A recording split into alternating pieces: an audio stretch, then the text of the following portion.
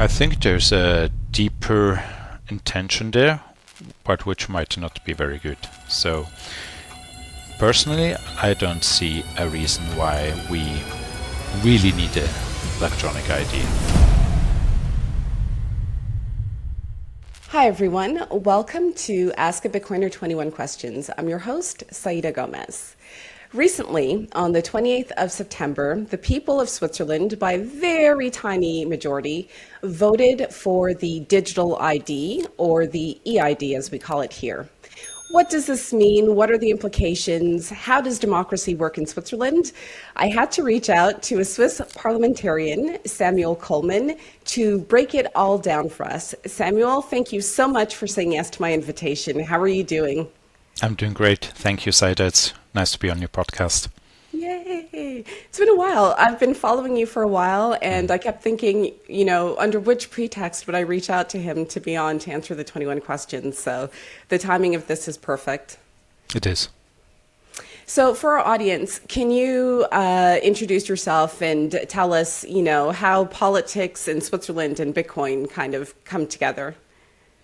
So I grew up in Mongolia. I was born in England, but I spent most of my childhood in Mongolia, in Ulaanbaatar, the capital city.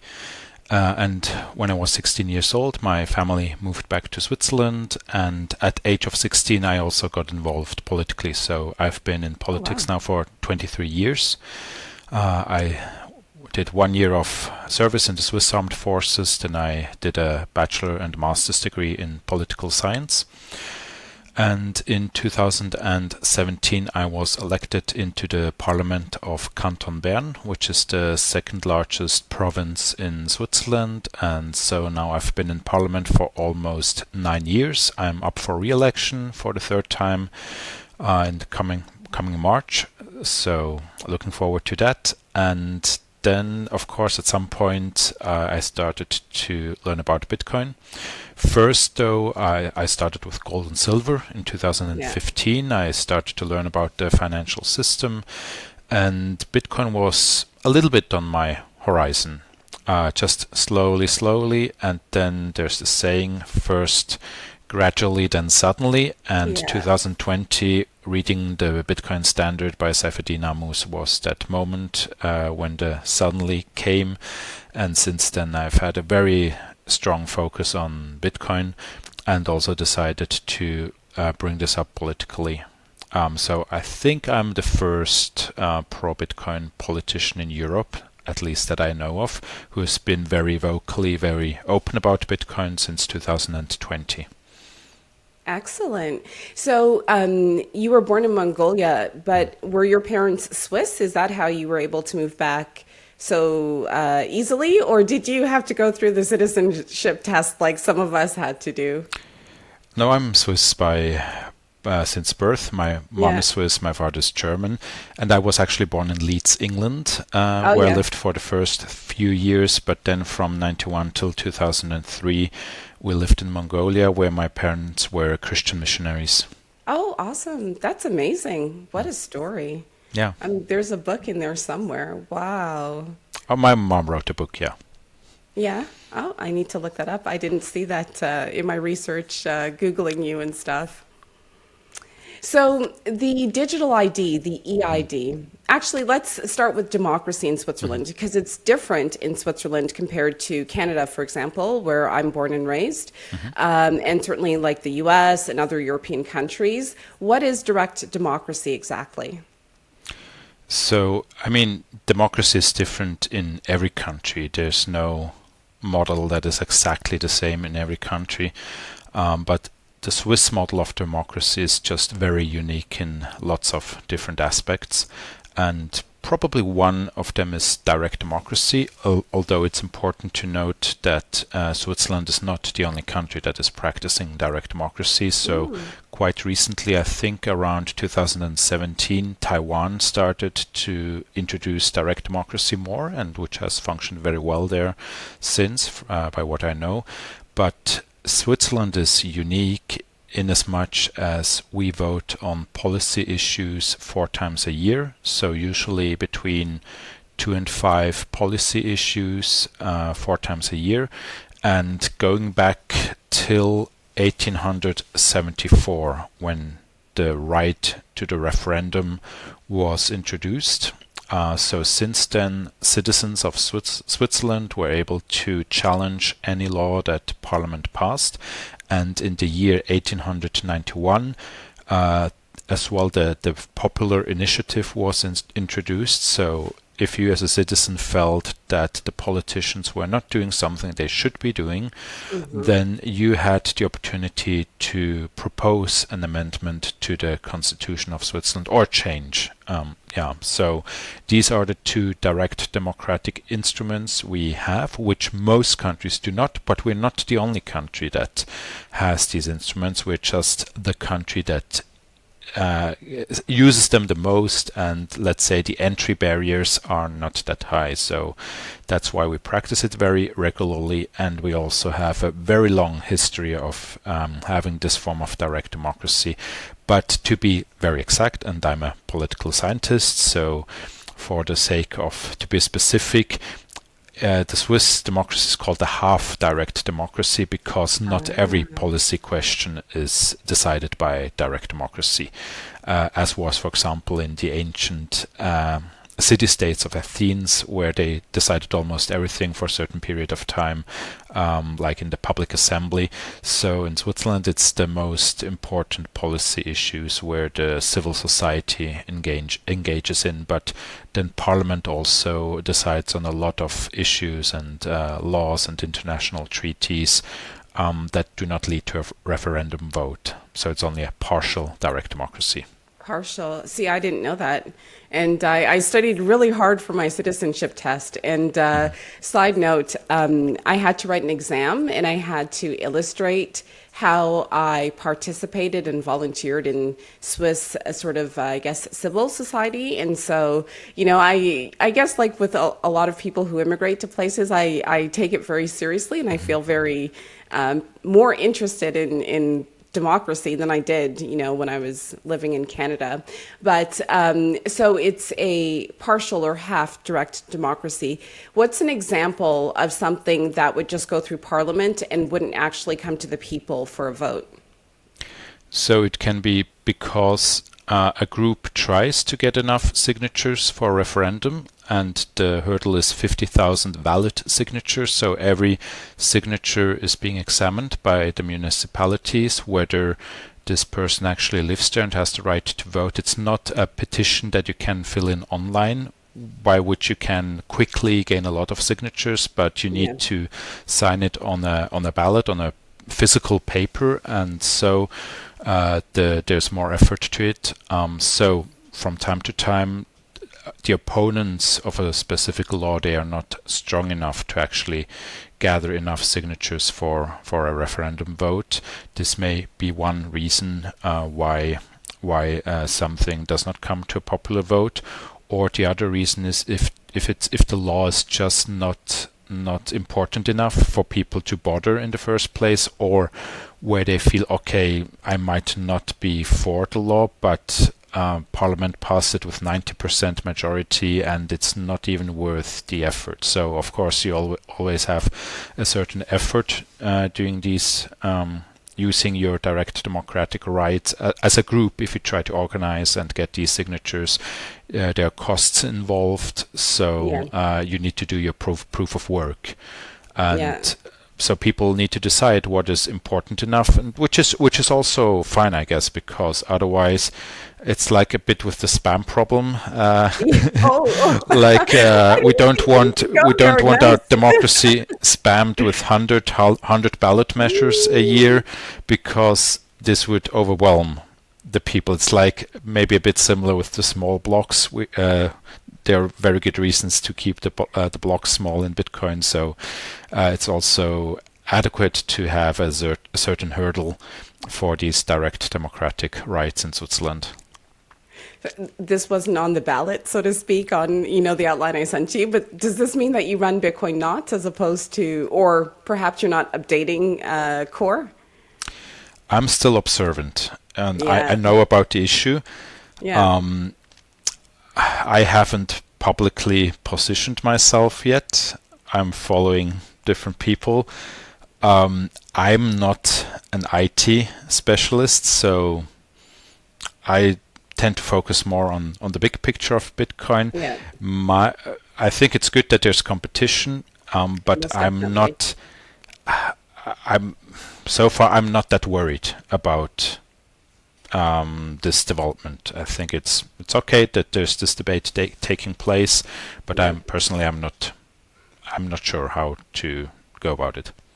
I think such a like public conflict, like during the block size wars, draws attention to Bitcoin full stop. And if one of the outcomes is that there are multiple implementations that people can run or try, I think I'm not complaining about that. I think that's pretty cool. But we Yeah, digress. no problem. So the digital ID. Do we start with the vote and the fact that it was voted twice, or shall we give an overview of what exactly it is? Well, I guess what it is, it depends a bit on the countries, but I guess most people have some basic idea what it is, I would assume. So I guess we can start with the vote. Yeah, the vote. So the first vote took place in 2021, I think, or That's correct. 2022. Yeah. And so it was a private company that was going to be responsible for managing the digital IDs. That was rejected. I think it was rejected by maybe 60% of the participants or so. Yes, 64.4% to be Yes, exact. the precision, Swiss precision. Thank you. And why did it come around a second time on the ballot? And this time it's the state that's going to manage the digital ID. So, being a member of parliament in Switzerland is a part-time job, which in general I think has a lot of advantages. So, our MPs they don't have too much time on their hand to come up with new laws and make things more difficult. So that's the advantage. But the perhaps the disadvantage is that sometimes things can be very complex, some policy issues, and I think with the electronic ID, most members of parliament were not competent on the subject. So yeah, I mean, there's so many policy questions Yeah. as members of parliament we need to decide. So we tend to focus on one, two, three, four core issues where we have our speciality, but then we also rely on information we get from different groups, but also from within our party. We specialize also within the parliamentary factions. So that's just a little bit of background. So the first law was really not good, and everyone admits today that the first attempt was really bad, and now everyone is quite happy that that it got rejected the first time. Yeah. But then, right after the vote, a few days afterwards, people from every political party in the parliament, in the national parliament, they said, okay, let's not just give up on the idea because the people rejected this. We understand why they did, and perhaps this was not such a great idea to outsource it to a private company, and so on, so on. So let's take up these points of criticism, and let's improve on privacy, and let's develop a new law where we involve more people, and so we have to, even as opponents of the new law, Yeah. which came to vote, we had to agree that it was better than the first. So they did some improvements. So now it was like in the responsibility of the state to issue it, and they also, not being an expert on technical issues, but from what I learned about the technical details, they did attempt to implement a decent privacy, I would say. So so it's not that this is like meant to be a tool of complete surveillance or control. The Parliament of Switzerland would not have decided in favor of that openly. So those that were in favor of trying a second time, they knew they had to do better, and in some areas they really did. So that's why this was quite a quick political process of deciding that new law again. And my political party, as well as others, we said nevertheless, okay, the people rejected this the first time so clearly, so we just have to bring this to the people again. So no matter what we decide in the end, whether we're for it or against it, we just need to do this referendum again, because the people need to decide whether it's now good enough or still not so. And then while doing the referendum, while learning about the details, I was also clearly convinced, well, it is an improvement, but still it's not good enough. Especially the law is not good enough. The technical implementation of the EID would have been, I would say, okay so far, but the law will still be applicable in 5 years, in 10 years, and in 20 years. So the law needs to be airtight, and that's why we ended up doing campaigning against it. So this is a total rookie noob question. Why do we need a digital ID? Something that I have to say is that every time there is a referendum or a vote here, I enjoy the packages we receive. I enjoy the resume that the for side and the against side provides. And then I'll go and do additional research. And one of the videos that I saw from the state advocating for the digital ID, it was one of the arguments presented was it'll be easier to buy things online that require age verification. And the example they did was buying alcohol. And so maybe I'm a bit of a Luddite in that perspective, but I'm thinking to myself, does it really require a digital ID for alcohol? Like, is there something deeper to this, why we need digital IDs at this point in time? I think there's a deeper intention there, but which might not be very good. So personally, I don't see a reason why we really need a electronic ID. I mean, let's think about the times and instances when we use our physical ID. It's for traveling abroad. It's maybe, yeah, as you said, buying alcohol, but most people do not do that online. And if they do, they could also upload a photo of their physical ID. So, I mean, you could argue that the EID is designed in such a way that it only relates, or supposed to only relate, the specific piece of information, for example, the age. And if we upload our physical ID to a company, then they have all the information on that ID. So Okay, that's fair. you could argue the EID is even better for privacy in that regard. The question is like, how often do you actually need it? And I think we need to just think a few steps further ahead. First, second, third order effects. Yeah. And once we do that, I believe the net benefit turns into a net negative, because the reason why I was against even the new law was primarily because I think it will be normalized to demand the EID for all different kinds of things, where it's absolutely not normal to demand the physical ID. So, and then once you're used to having to use it maybe 100 times a year for maybe even accessing information online with time, and then who says that in 3 years and 5 years, like you want to use your EID and then it says, well, you have to update, otherwise you cannot use it anymore. And then who knows what the technical updates will be and whether they will be as privacy oriented as they are set out to be at the beginning. So I think that's really one of the biggest fears I have, is that it will just be completely normalized to use the EID in areas where it's just not common today, and it should not be common.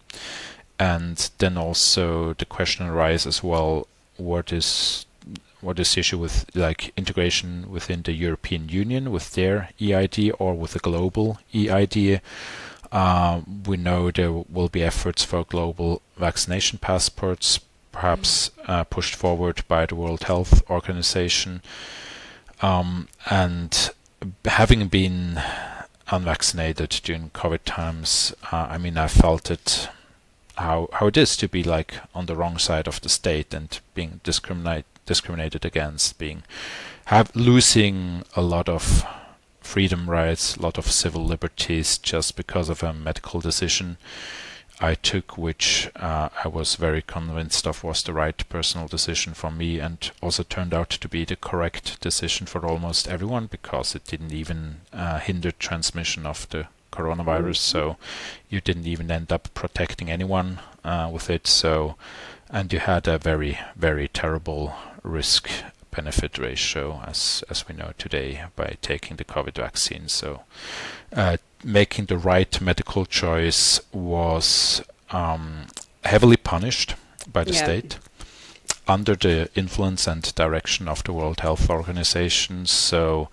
of course these experiences have influenced my position on things like the EID, just realizing how quickly the state could abuse certain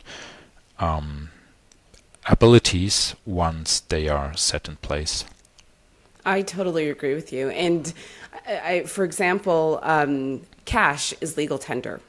Yet there are music festivals, there was a food festival, there are events where you either have to buy a bracelet ahead of time or you have to use Twint. The merchants don't accept cash.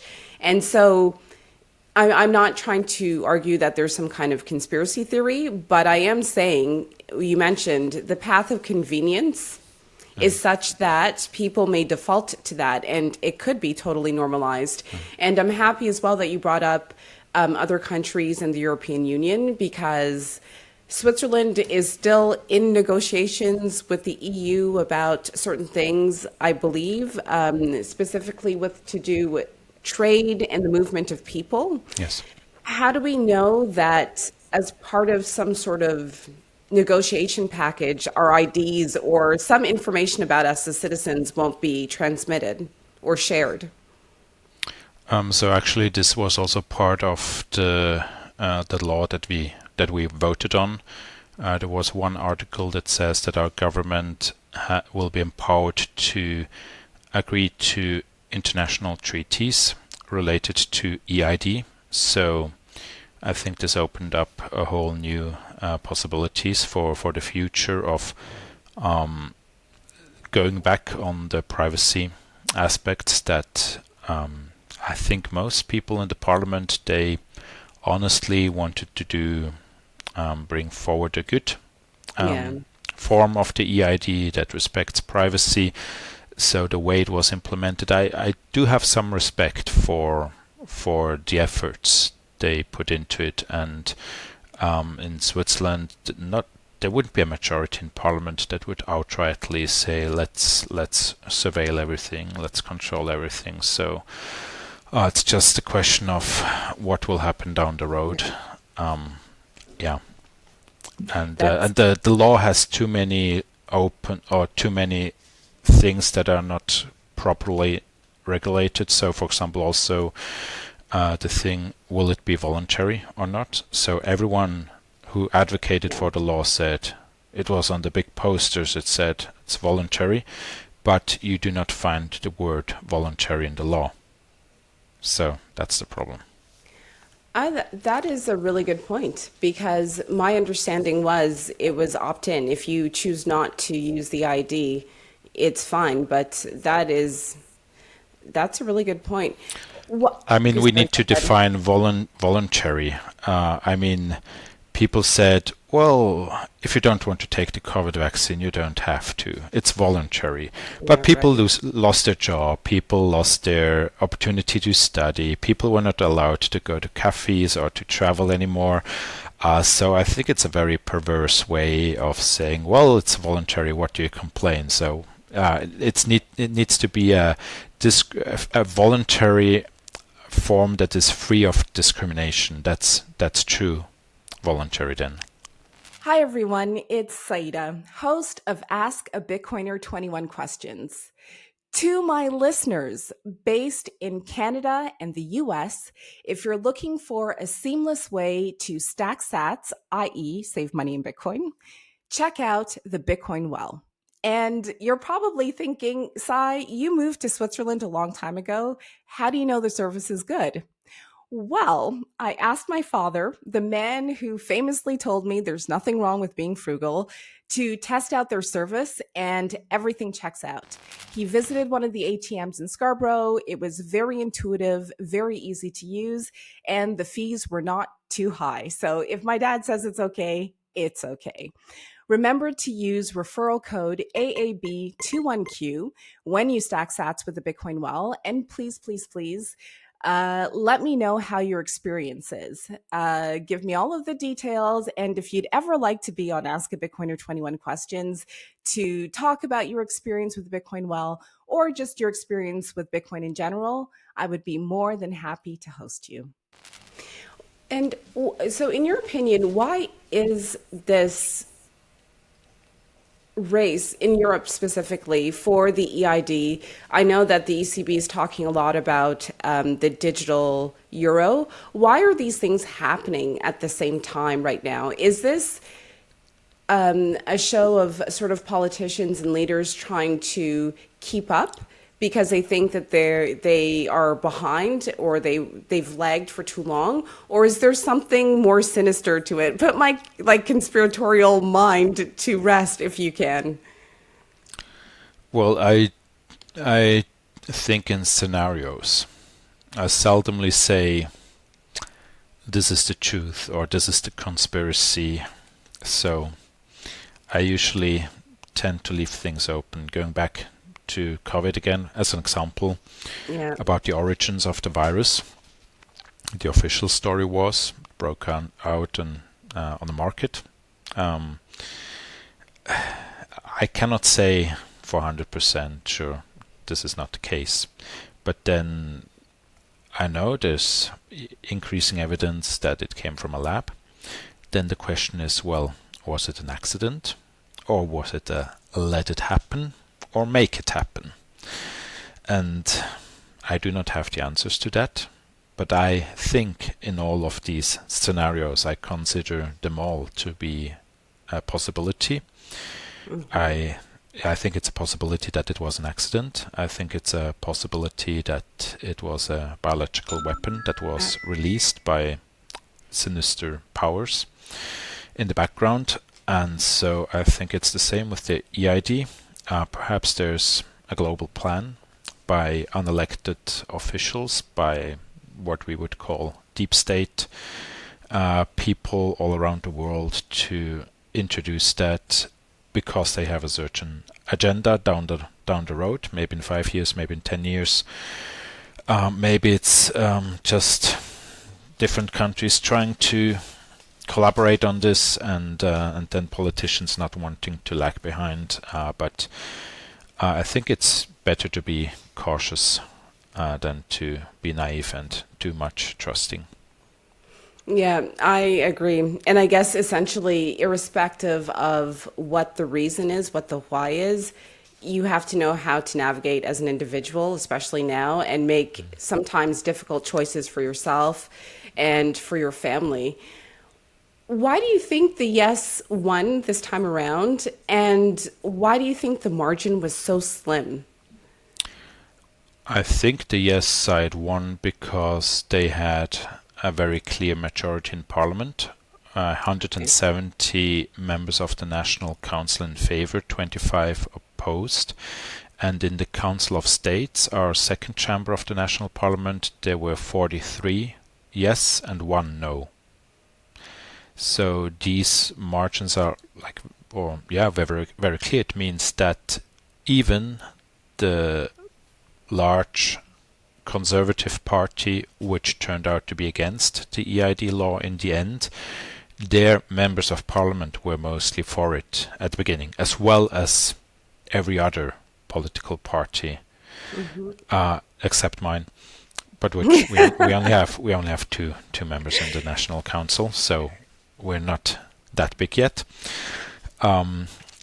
So usually, on average, you need a 60% margin in Parliament to get something through with the people. So if you have like a 10% lead in Parliament, then you should manage to get 50% in the vote, in the popular vote.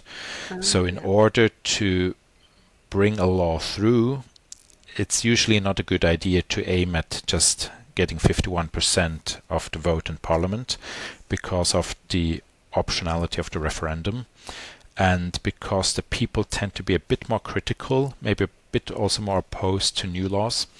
You sort of need a safety margin, which on average is about 10%, which you need more support in Parliament than 50% in order to bring it through with the people.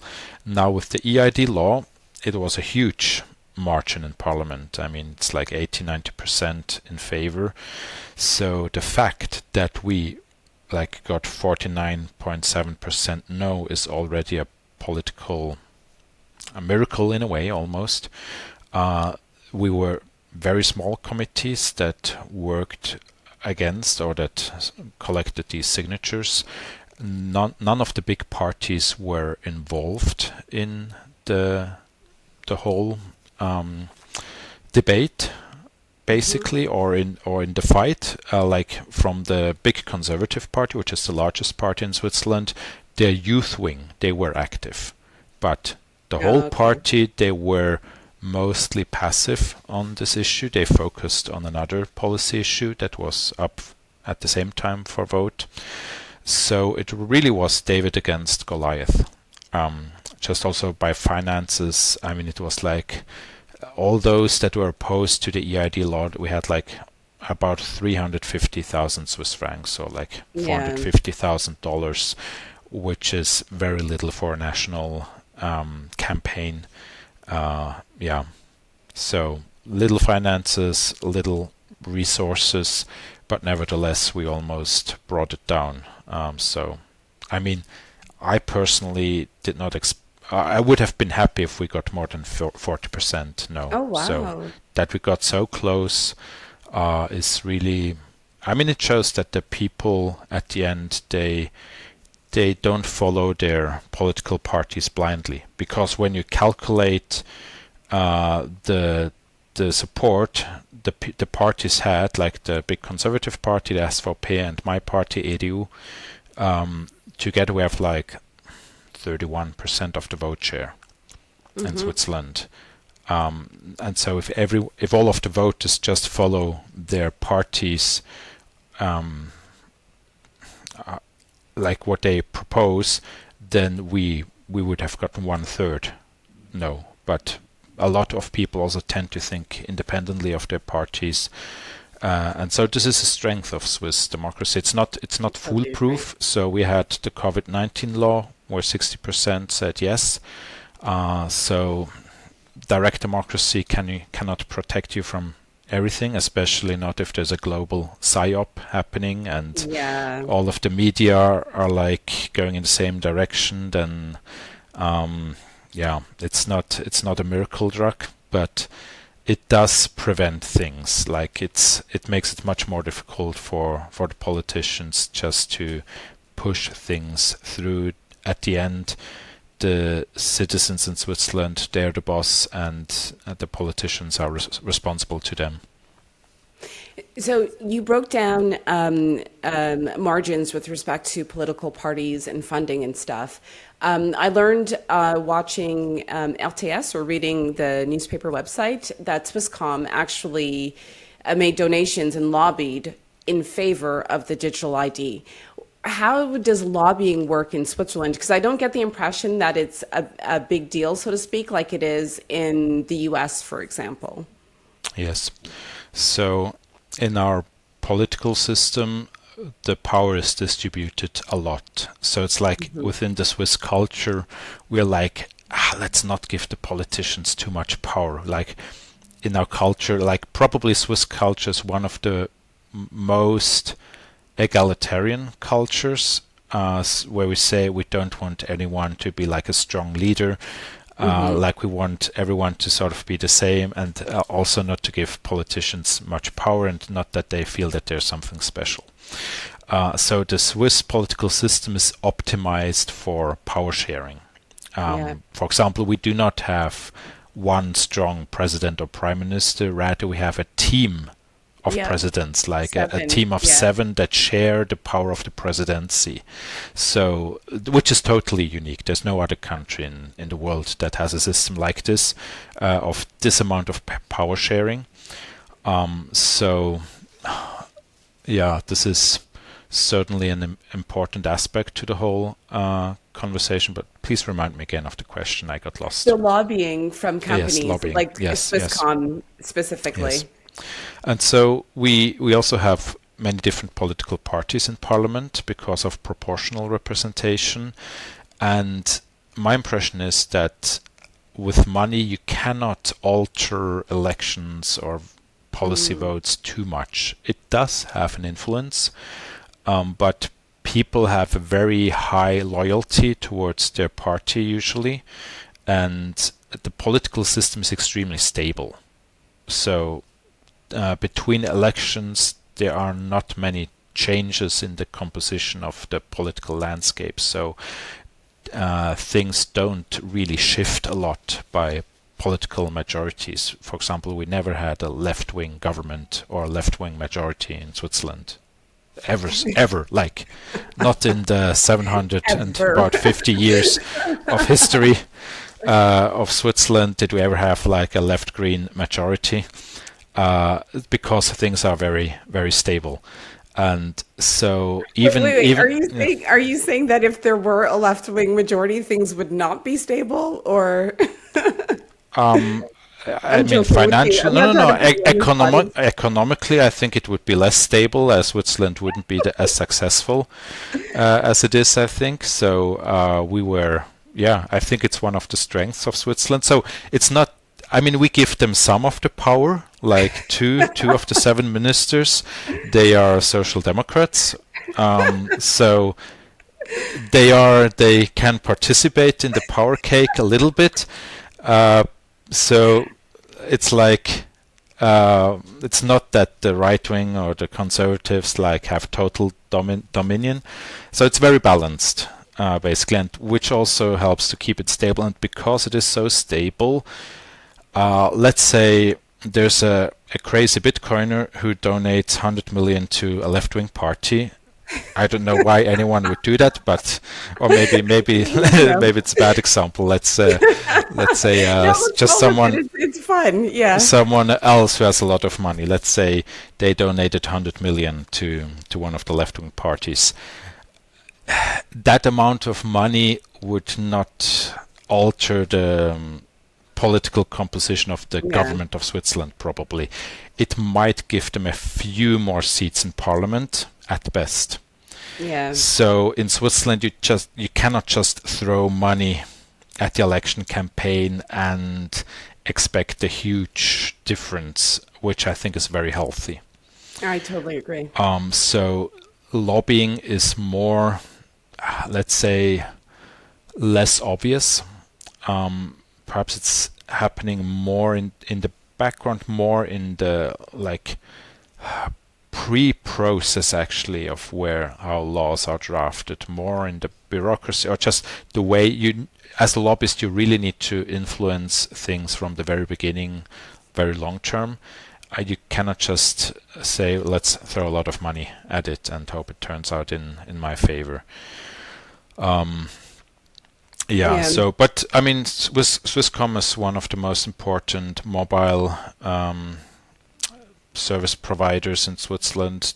They were not supposed to get involved, and it wasn't a huge amount.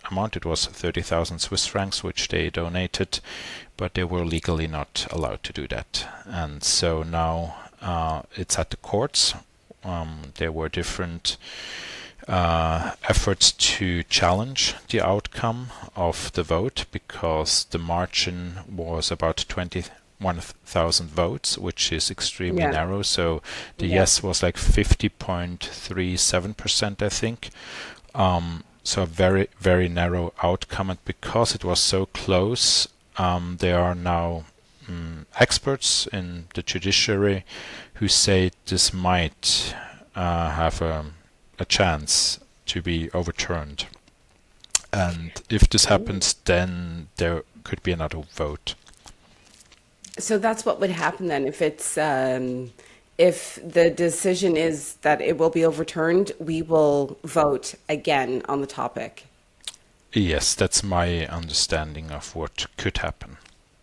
And do we have, I'm not a judicial expert, so oh, okay. I don't want to say this is going to happen for sure, and I cannot give an estimation whether this is Oh yeah, likely or that was not. my question. I lack the expertise to Okay. to say something about that. So we have to look out for it and tweet about it, I guess, and post about it as things Yes. progress. Yes, and if it comes to a new vote, which would be very extraordinary, then we need to throw everything at it that we got. Yeah. So to get a no in the end. I took for granted that people would just vote no. I really thought that it was almost like a no-brainer, which to me shows that I'm in a bubble. But I mean, it was a slim margin. And some of the feedback that I've heard from people was actually we just voted along with we followed the guidelines and we just Yes. voted.